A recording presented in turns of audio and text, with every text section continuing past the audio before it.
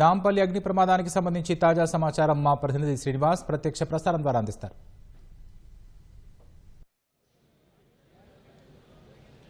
నాంపల్లిలోని బచ్చాస్ furniture దుకాణంలో భారీ అగ్ని ప్రమాదం సంభవించింది. గత 7 గంటలుగా ప్రమాదం సంభవించిన తర్వాత 7 గంటలుగా అయితే సహాయ చర్యలు కొనసాగుతూనే ఉన్నాయి. ప్రస్తుతం మనం ఫర్నిచర్ దుకాణం ముందు ఉన్నాం. ఇది 4 అంతస్తుల ఫర్నిచర్ దుకాణంలో అయితే అగ్ని కీలలైతే అదుపులోకి వచ్చినప్పటికీ కూడా ఇంకా పొగలు పూర్తిగా అదుపులోకి రాలేదు. స్వల్పంగా పొగలైతే దుకాణం నుంచి ఇంకా వ్యాపిస్తూనే ఉన్న పరిస్థితి అయితే కనిపిస్తుంది. మొత్తంగా ఘటనా స్థలానికి చేరుకున్న 10 ఫైర్ ఇంజన్లతోటి 10 అగ్నిమాపక శకటాలతోటి మంటలను అగ్నిమాపక సిబ్బంది పూర్తిగా శ్రమించి అదుపులోకి తీసుకొచ్చిన పరిస్థితి.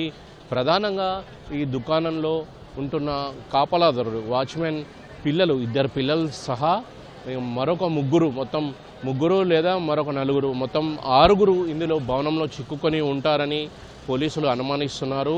అయితే ఈ 4 అంతస్తుల భవనానికి సెల్లార్తో పాటుగా సబ్ సెల్లార్, ఆ సెల్లార్ కింద మరో సెల్లార్ కూడా ఉన్నట్టు పోలీసులు గుర్తించారు. అయితే వీరంతా కూడా చిక్కుకున్న వారంతా కూడా ఎక్కడ ఉన్నారు అంటే మొదటి సెల్లార్లో ఉన్నారా, కిందన ఉన్న సెల్లార్లో ఉన్నారా అనేది ప్రస్తుతం అయితే పోలీసులు గాలిస్తున్నారు. ఘటనా స్థలానికి ఎన్డీఆర్ఎఫ్ సిబ్బంది కూడా చేరుకున్నారు.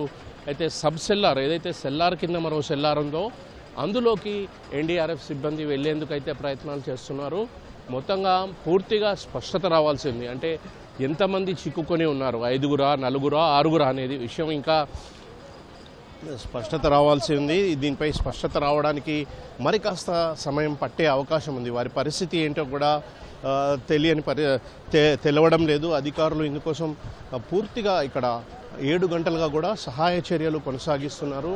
పూర్తిగా భవనం అద్దాలన్నింటినీ కూడా ధ్వంసం చేసి మంటలను అయితే అదుపులోకి తీసుకొచ్చారు. పొగలు మాత్రం స్వల్పంగా ఇంకా అలుముకునే ఉన్న పరిస్థితి అయితే కనిపిస్తుంది. మనం భవనం వద్ద చూడవచ్చు పెద్ద ఎత్తున పోలీసులు, అగ్నిమాపక సిబ్బంది, అదేవిధంగా డిఆర్ఎఫ్ ఎన్డీఆర్ఎఫ్ కూడా ఇక్కడ ఘటనా స్థలానికి చేరుకున్నాయి. పూర్తిగా ఎప్పటికప్పుడైతే సహాయ చర్యలు అయితే కొనసాగిస్తూ ఉన్నారు. హైదరాబాద్ జిల్లా కలెక్టర్తో పాటు అగ్నిమాపక శాఖ డీజీ విక్రమ్ సింగ్ మాన్ కూడా ఘటనా స్థలం వద్ద ఉన్నారు. ఘటనా స్థలం వద్ద ఎప్పటికప్పుడు వారు సహాయ చర్యలను అయితే పర్యవేక్షిస్తున్నారు. పూర్తిగా ఇంకా కాస్త సమయం పట్టే అవకాశం ఉంది. అంటే ఎంతమంది చిక్కుకొని ఉంటారు అని తెలవడానికైతే పూర్తిగా ఇంకా సమయం పట్టే అవకాశం ఉంది. అయితే ఘటనా స్థలంలో అంబులెన్స్లతో పాటుగా వైద్యులు అందరూ కూడా సిద్ధంగా ఉన్నారు. ఘటనా స్థలానికి ఇక్కడ ఉదయం నుంచి కూడా అంటే మధ్యాహ్నం నుంచి కూడా ఇక్కడే ఉన్న పరిస్థితి.